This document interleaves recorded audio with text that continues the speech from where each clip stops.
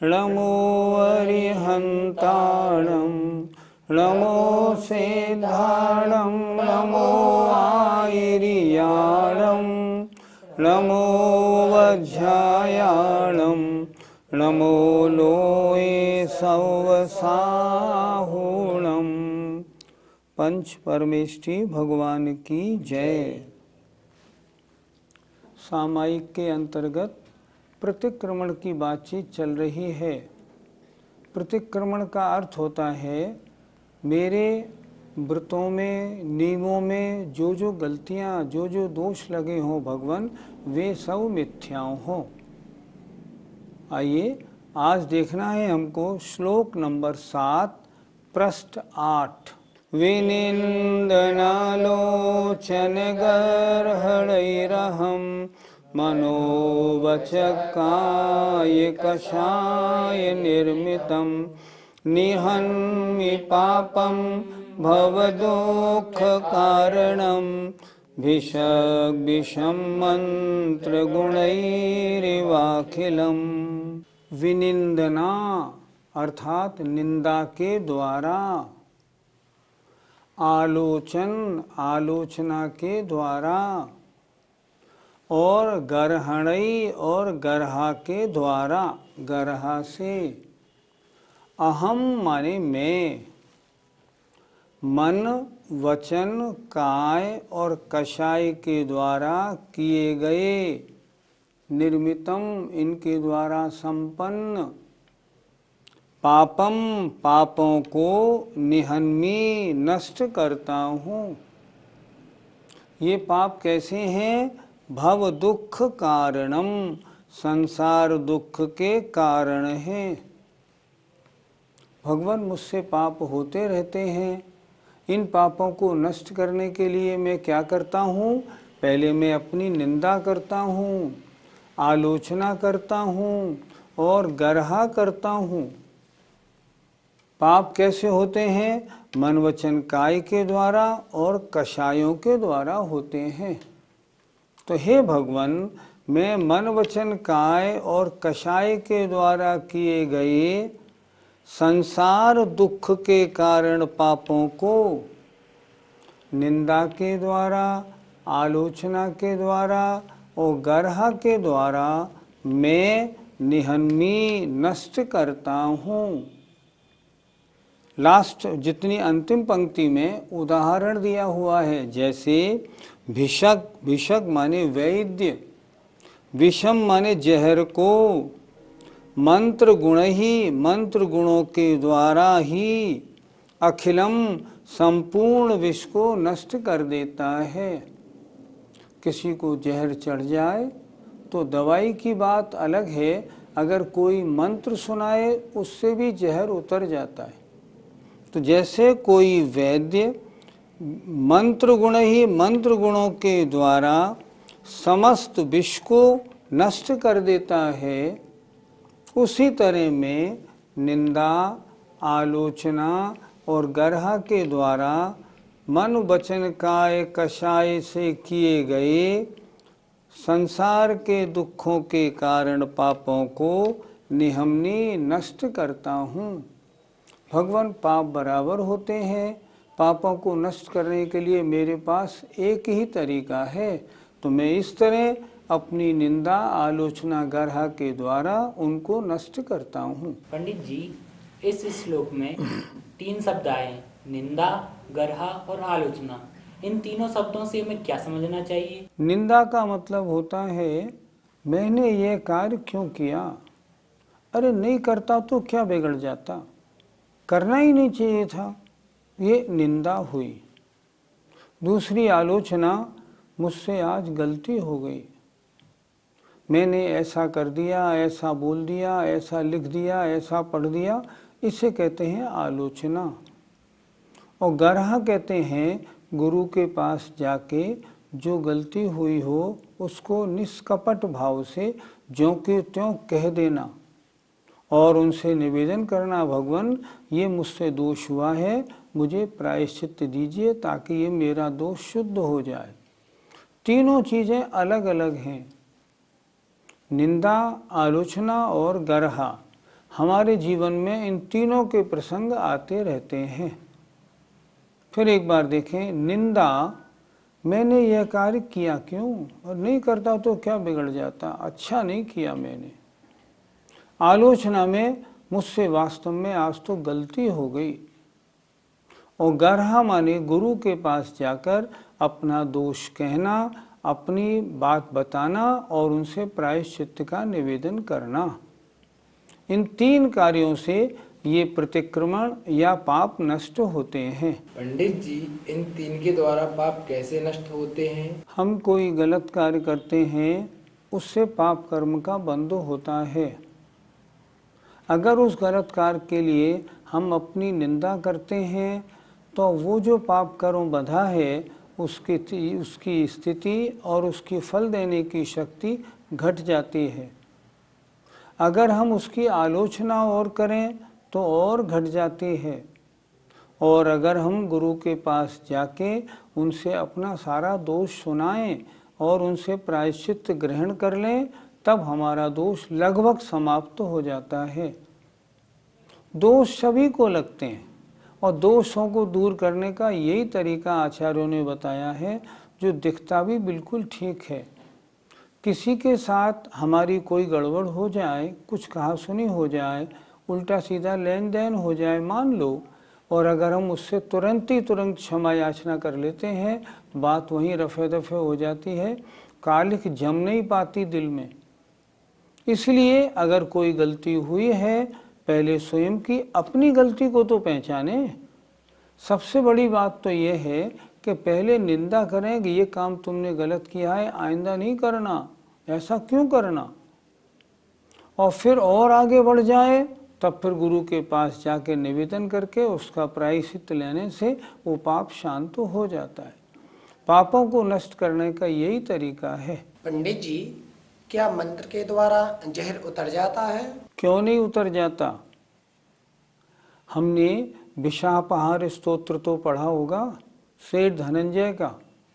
उनके बेटे को सांप ने काट खाया था, उन्होंने भगवान का स्तवन किया और वो जहर उतर गया। क्यों नहीं उतरता। ये बात तो चलो पुरानी हो गई, हम नई बात बताएं। आगरे के पास भरतपुर एक स्थान राजस्थान में है। भरतपुर में एक मुस्लिम भाई थे, वो नमोकार मंत्र पढ़ के जहर उतारते थे। और उनका काम ये था कि अगर किसी को जहर हो जाए, बिच्छू काट जाए या सांप काट जाए, तो उनको टेलीफोन लगाओ और टेलीफोन का चोंगा जिसको जहर लगा है उसके कान में लगा दो। वो वहीं से मंत्र पढ़ते थे और यहाँ विदिन मिनट्स उनका जहर उतर जाता था। वो सज्जन आज तो नहीं है, उनका स्वर्गवास हो गया। मुझे ये बात कैसे मालूम पड़ी, उनका जब स्वर्गवास हुआ तब उनका पूरा समाचार अमर उजाला अखबार में आगरे में आया था और उसमें सारी बात लिखी हुई थी कि ये जहर उतारने की प्रक्रिया कैसे करते थे। गौरव की बात यह है, थे मुसलमान लेकिन नमोकार मंत्र के द्वारा जहर उतारते थे। उन्हें इतनी श्रद्धा थी नमोकार मंत्र पे, और वो कहते भी थे कि वास्तव में इस मंत्र का कोई मुकाबला नहीं, और उसको बस वहाँ से फ़ोन पे सुनाते थे और यहाँ जहर उतर जाता था।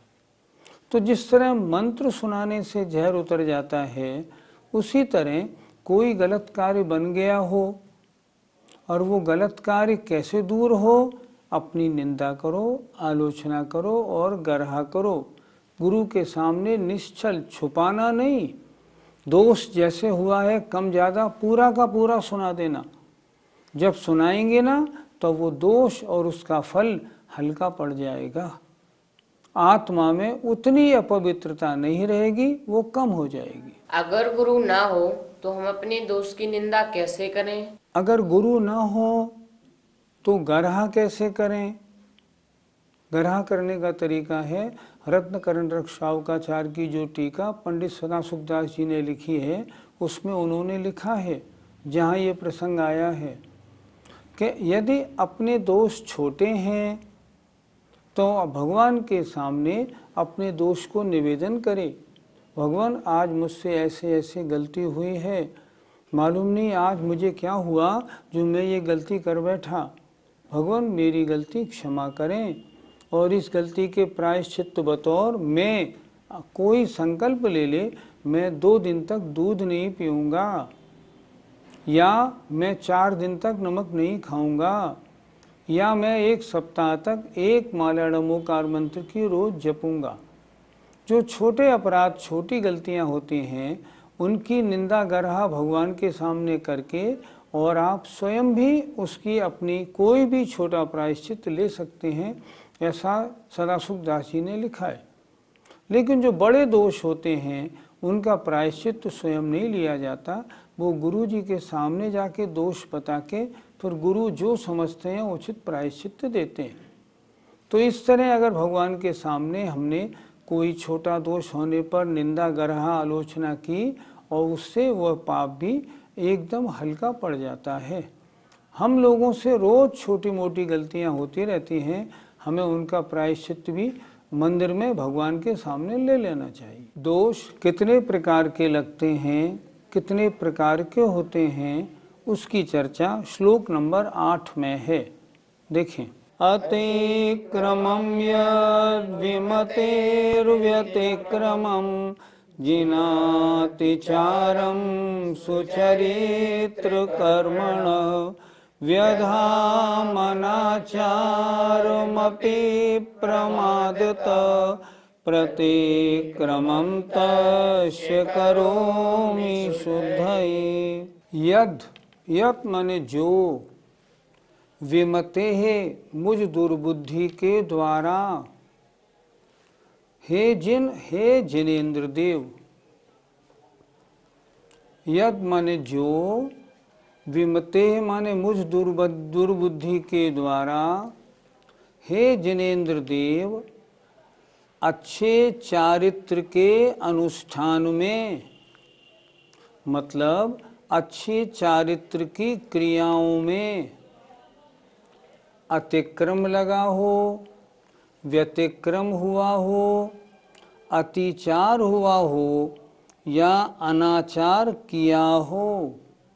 4 शब्द दोष लगते हैं 4 प्रकार से, अतिक्रम, व्यतिक्रम, अतिचार और अनाचार। अर्थ कैसे लगाएंगे? हे जिनेन्द्र देव, हे भगवान, अच्छे चारित्र की क्रियाओं में, अच्छे चारित्र के पालन में,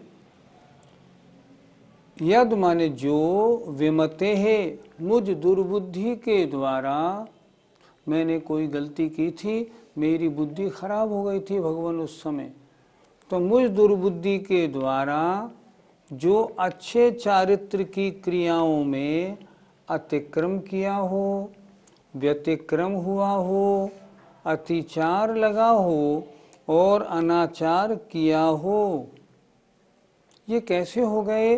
प्रमादतः, प्रमाद के कारण। तो हे भगवान, तस्य उनकी शुद्धि के लिए मैं प्रतिक्रमण करता हूँ। प्रतिक्रमण का मतलब होता है मेरे दोष मिथ्या हों। 4 प्रकार के दोष मैंने अपने अच्छे चारित्र की क्रियाओं में, मैंने अपने व्रतों में, मैंने अपने नियमों में लगाए हैं भगवान। तो मैं ये क्यों लग गए? ये प्रमाद के कारण लगे। तो मैं उनकी शुद्धि के लिए हे भगवान प्रतिक्रमण करता हूँ। फिर देखिए ढंग से एक बार, हे जिनेन्द्र देव, हे जिनेन्द्र देव, यद माने जो, विमते है मुझ दुर्बुद्धि के द्वारा, अच्छे चारित्र की क्रियाओं में प्रमादतः प्रमाद के वशीभूत होकर जो अतिक्रम, व्यतिक्रम, अतिचार और अनाचार किए हों, तस्य शुद्धये उनकी शुद्धि के लिए मैं प्रतिक्रमण करता हूँ। अर्थात 4 प्रकार के दोष जो मेरे व्रतों में, मेरे नियमों में, मेरी क्रियाओं में, मेरे कार्यों में लगे हैं भगवान, मैं उनके लिए प्रतिक्रमण करता हूँ। पंडित जी, अतिक्रम किसे कहते हैं? लिए हुए व्रत के प्रति अरुचि हो जाना, अनादर हो जाना। ये व्रत क्यों ले लिया, इससे तो बहुत दिक्कत है, ये तो हमको लेना ही नहीं चाहिए था। अभी गड़बड़ नहीं की है, जो चीज़ छोड़ी है उसको खाया नहीं है, लेकिन व्रत के प्रति अगर अनादर भाव हो गया है, उसका नाम है अतिक्रम। और ये बहुत लगा करता है। आजकल क्या होता है, मुनि महाराज को आप आहार देने के लिए खड़े हुए, मुनि महाराज ने पहले ही पूछा, क्यों ब्रेड खाते हो कि नहीं, बोलो बिस्कुट खाते हो कि नहीं। आपने कहा महाराज खाता हूँ, हटो यहाँ से। तो क्या करें, नहीं ब्रेड बिस्कुट छोड़ो तब बात करेंगे, उससे पहले नहीं। अब ब्रेड बिस्कुट वहाँ छोड़ तो दिया, क्योंकि आहार देने का मन में था, नहीं तो लोग क्या कहते बाद में, अरे ये नियम ठीक नहीं लिया, नहीं लेना चाहिए था, मना कर देनी चाहिए थी। ऐसा अगर दोष लगा वो कहलाया जाता है अतिक्रम। पंडित जी, व्यतिक्रम किसे कहते हैं? पहले उदाहरण से इसको जोड़ लेते हैं। मान लो महाराज के कहने से और हमने ब्रेड और बिस्कुट छोड़ दिए थे, लेकिन मन नहीं माना, बाजार गए और ब्रेड या बिस्कुट खरीद लाए, खरीद के अपनी अलमारी में रख लिया। देखो एक आध दिन में कभी मौका पड़ेगा, जब घर में कोई नहीं होगा ना, तब खा लूँगा। इतना अगर आपने किया है तो ये दूसरा दोष हो गया व्यतिक्रम। पहले में तो मात्र सोचा ही था, दूसरे में आपने क्रिया प्रारंभ कर दी, इसका नाम हुआ व्यतिक्रम। पंडित जी, अतिचार किसे कहते हैं? अपने व्रत का ध्यान रखते हुए छोड़ी हुई वस्तु का सेवन कर लेना, इसका नाम अतिचार है। नियम तो दिलाया था ब्रेड बिस्कुट का, लेकिन हमसे नहीं रहा जाता। इतने समय तक कौन भूखा रहेगा। अब नियम है तो है, लेकिन कुछ भी हो आज तो कम से कम खा ही लें।